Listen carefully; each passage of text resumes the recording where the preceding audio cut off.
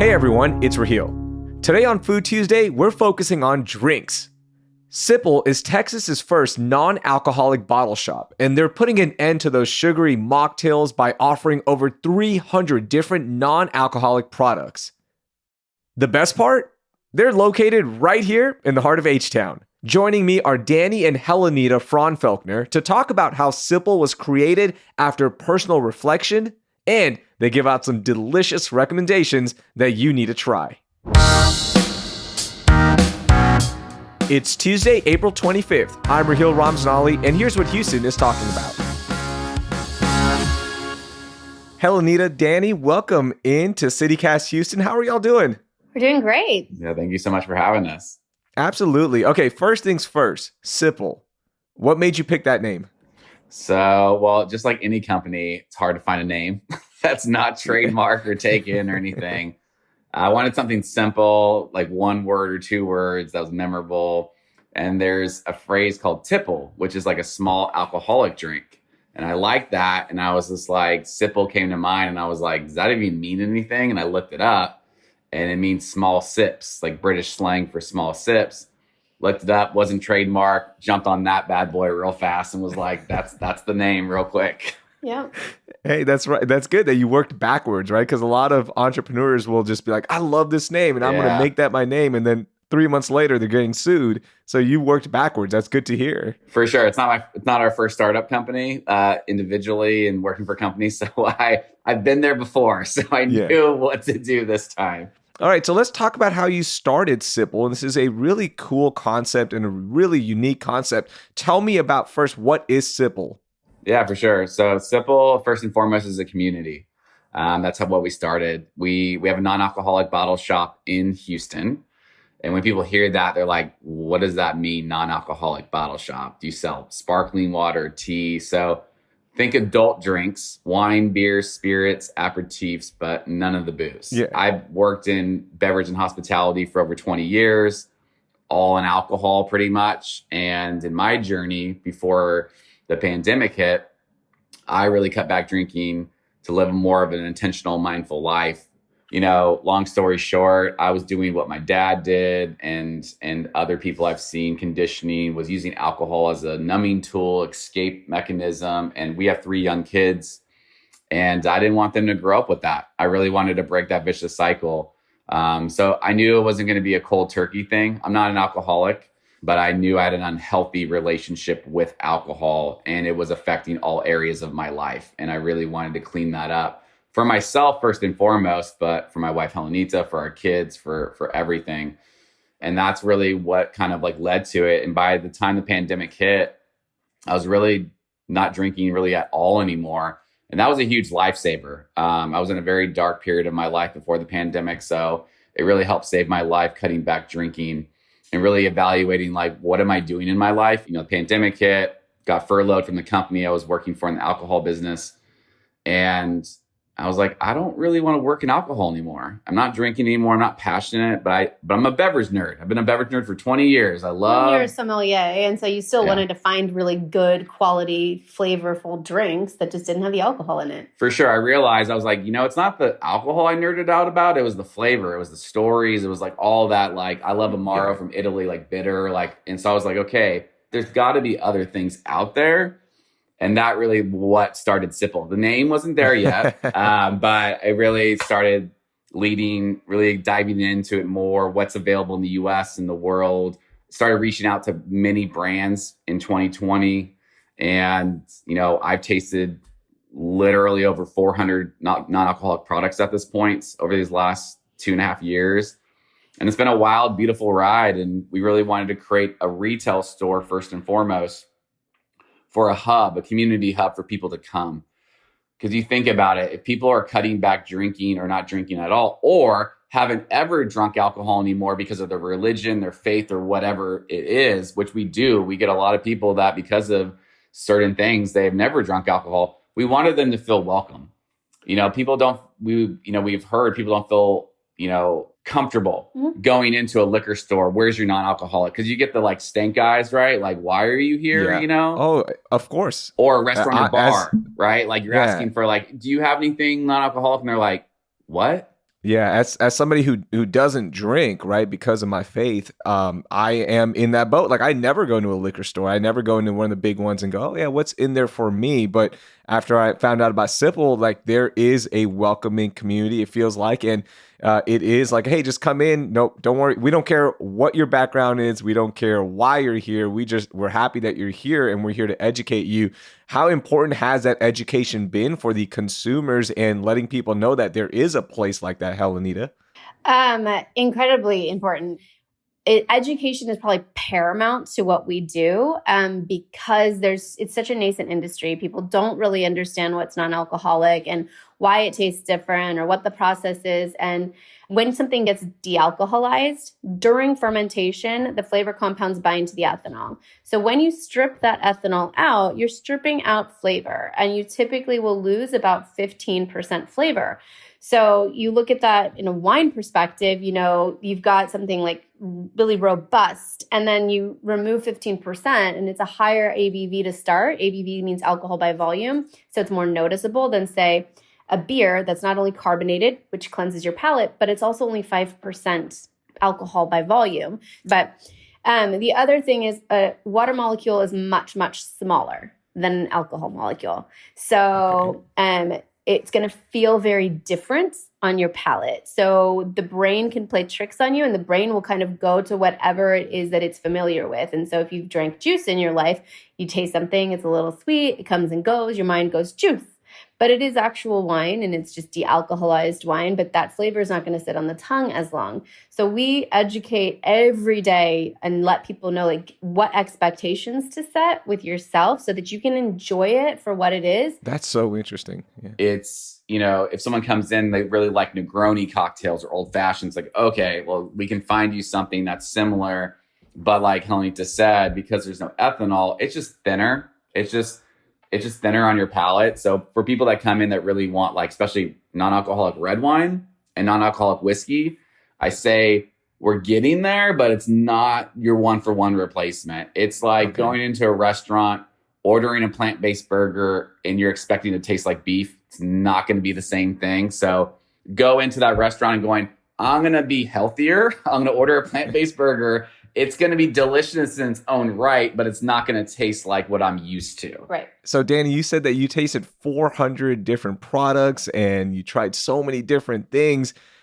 It is overwhelming, right, when somebody does walk in. So what products are actually at the store right now? For sure. We carry, I think we started with what did we start with? 30 brands, something like that? Something small like that, yeah. It was less than 50 brands. It was 30 or 40 brands. Now we have around 70 brands, plus or minus. Over 300 products. 300 products and stuff like that. And that is still a fraction of what's on the market. 2-3 years ago, you were just happy to find anything non-alcoholic that wasn't juice or water or soda. Now there's just so many more options. So we carry a lot of brands, and a lot of these brands we've known since 2020 or 2021. We've known for a couple of years, have really built great relationships with, and really want to build community. And that's our thing. We're not trying to be the Amazon of the non-alcoholic world. We've always wanted to be a very highly respected, curated company and program. So if we stock it, it's on our website, it's in our store. If we do an event with it, that means something. That's not only are the drinks good. So here's my elevator pitch, as I call it to people. If I have 10 seconds with people for Sipple, looking for good drinks with good clean ingredients made by good people doing good things. That tastes good. Yeah, I mean, good drinks. good drinks. Basically, is the drinks is one aspect. We don't want to see chemicals, a lot of BS stuff in there. We really want clean products. Low sugar, because that's really what sells, and that's that's how we live our lives as well. If you're not drinking alcohol, why are you going to drink a bunch of sugar? My opinion. That's been the big thing with a lot of non-alcoholic drinks. It's okay, you know what? I'm going to get a virgin pina colada. Well, here's 80 grams of sugar for you. Congratulations. Yeah, now you have a different hangover. Well, it's like going to Starbucks and getting a Frappuccino. It's just you had a whole meal just in that drink.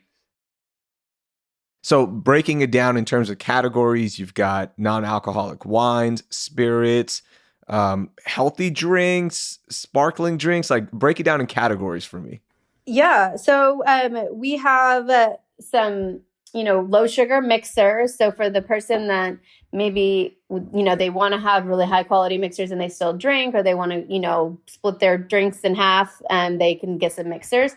We have some really great CBD options. A lot of people that are being told by their doctors they need to cut back on drinking, they're still looking for something that kind of can help calm them and kind of slow down their central nervous system response, reduce stress and anxiety, and CBD is a really great option for that. We have ready to drink cocktails. So this is a can, it's ready to drink. You don't have to be a master mixologist. You can just kind of pop it in the fridge, take it with you. Okay. We've got non-alcoholic beer, aperitifs, non-alcoholic wine. We also have something called wine proxies, which are not wines. These are things like sparkling teas, sparkling drinks that are really full of flavor. But for the person that maybe might be in recovery, a non-alcoholic beer, wine, or spirit could be triggering. So we have options in here for those people that are in recovery or identify as sober, so that they have an elevated drink that does not have an alcoholic counterpart, which could be very triggering for them. For sure. Like, we have the most love and respect for the sobriety community. We have tons of sober friends. Yeah. But wine proxies is a really cool, different thing. It's funky, it's fun, it could be sweet, it could be like complex, bitter. And then spirits, I broke spirits down into 3 categories for people. 1, alternatives. So for people that are looking for those alternatives, aka analogs, like whiskey alternatives, gin, tequila, mezcal, all those things. And some of them, there are a couple products you can use literally as a 1-for-1 replacement. Everything else is a little bit, you gotta have to have more of an open mind. There are 2 products that I have. There's a non-alcoholic rum and a non-alcoholic tequila that I've actually fooled many people with, including bartenders that are around alcohol all the time. And then we have a category called functional. People that are looking for, functional breaks down to like Ayurvedic medicine in India, like adaptogenics, nootropics and stuff. There's some health benefit. It's just in liquid form. And the last category in spirits is there was that like the other category where there's some brands like Seedlip didn't fit in. Everyone's like, oh, it's a gin alternative. I'm like, no, it does not taste like gin. They're not trying to be like gin. So I thought about it and I came up with the term botanic and beyond, because I was like, they're very floral, doing their own thing. And that's a really fun category of all these cool, interesting new flavors. And that's really, I want to say safe, but encouraging and welcoming to people in recovery, people that have never drunk alcohol before, because they're just doing their own thing. So you can create a whole new flavor profile.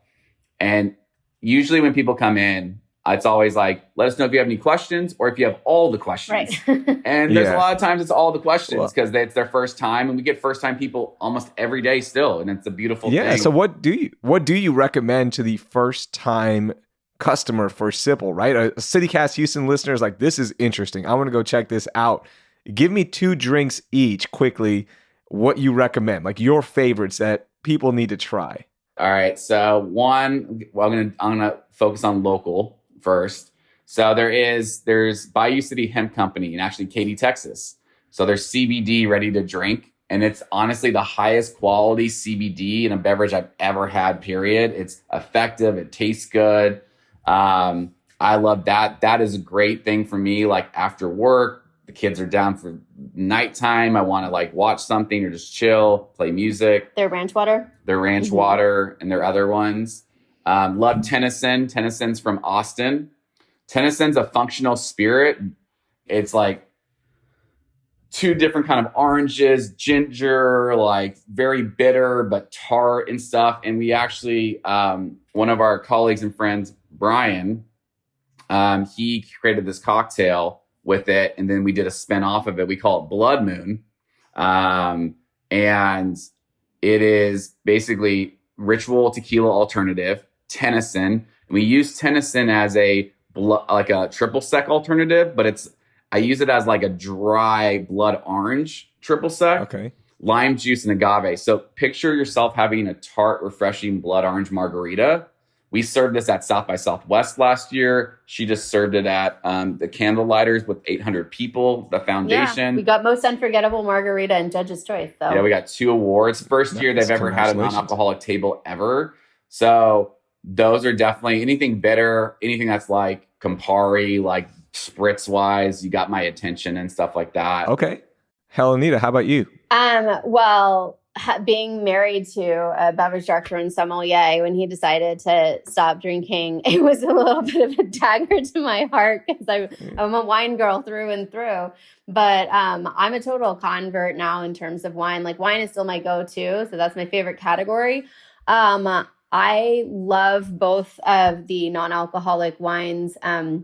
Prima Pave has a beautiful Italian-style Prosecco, and Naughty is a sparkling Chardonnay, and I kind of go back and forth. The Naughty is a little bit more champagne style, so if I want a little bit something, that feels a little bit fancier, then I'll do that. And those are both completely alcohol-free. They're both halal certified, so it's really cool that we have some brands that value those aspects. Yes, the non-alcoholic market is one of the hottest markets now. I even saw Gary Vaynerchuk tweet about it and saying that this is a market to watch out for.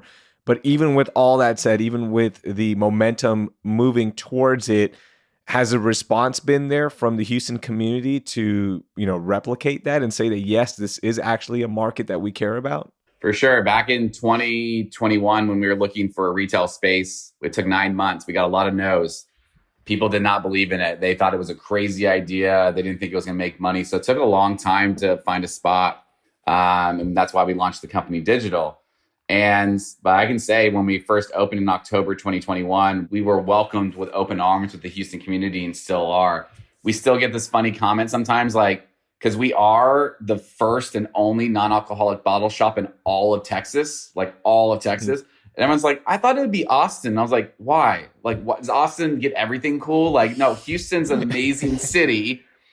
She's from here. I'm from Northern California. But I was like, Houston's like the biggest melting pot I've ever been around. It's the culture, then the arts, like everything. So I was like, don't poo-poo Houston. Houston's amazing. Well, and Houston restaurant scene is just phenomenal. Yes. So. And so for us, it's been great to see people getting exposed. And yes, Texas is a huge drinking state. Like it is, there's tons of drinkers here, but we wanted to create that good wave of change and to let people know there are options. And it's really cool to see who comes through the door. People that do drink, that don't drink.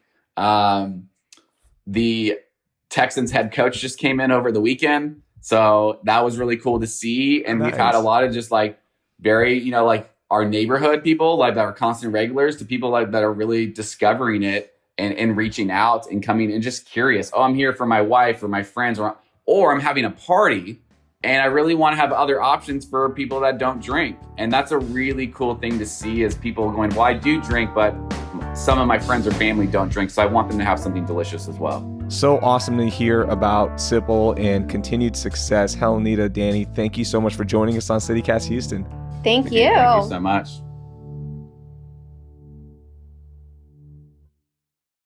Before we go, we mentioned the new Sunnyside Solar Farm on a previous episode. Well, it turns out the residents aren't happy because CenterPoint has left them in the dark about the plans.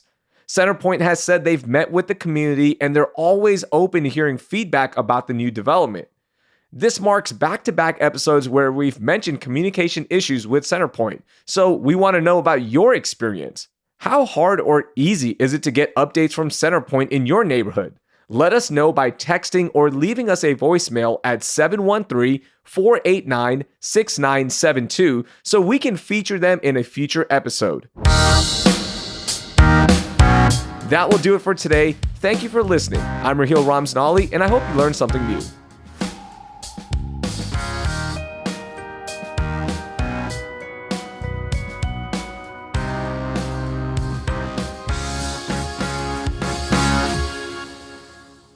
Joining me are Danny and Helenita Frounfelkner. I knew that was going to happen. Frounfelkner. I got it. Okay.